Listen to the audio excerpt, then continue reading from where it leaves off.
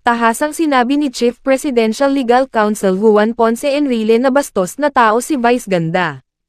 Binanggit ito ni Enrile sa gitna ng kontrobersyang kinasasangkutan ng It's Showtime matapos itong patawan ng Movie and Television Review and Classification Board ng 12 araw na suspension kaugnay ng insidente ni Vice Ganda at partner nitong si Ayon Perez sa Isip Bata segment ng programa noong July 25.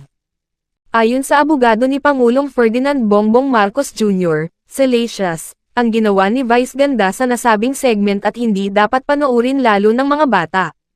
Ang problema dito sa bansa natin kung meron kang power, political, social, economic or whatever, halos hindi mo na iniisip yung kapwa, wika ni Enrile sa kanyang programa sa SMNI News nitong Sabado. Ang binigay na katangian mo sa lipunan ay hindi mo na tinitingnan ang kapakanan ng mga iba.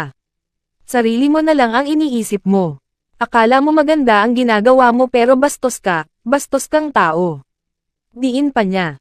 Aniya, matagal na niyang napapanood si Vice Ganda sa telebisyon at hindi siya sang-ayon sa estilo ng pagpapatawa nito sa publiko. Magmula pa noong araw ganyan na iyan, saad ni Enrile. Maaari pang iapela ng It's Showtime sa MTRCB ang binigay na suspension pero kung ibabasura ang kanilang motion for reconsideration pwede pa nila itong iakyat sa Office of the President.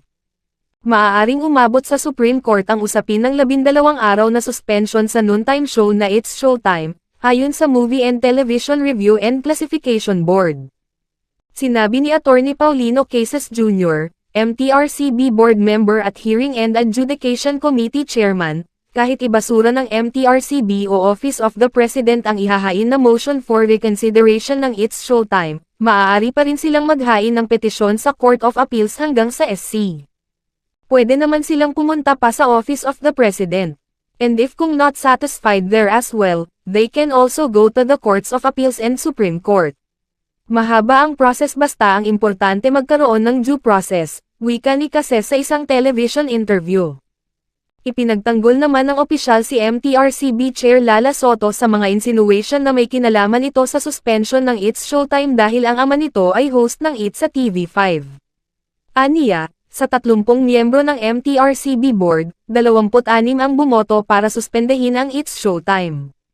It's also very unfair and without basis na sasabihin natin yung kasalanan nandun kay Chair Lala, diin pa niya.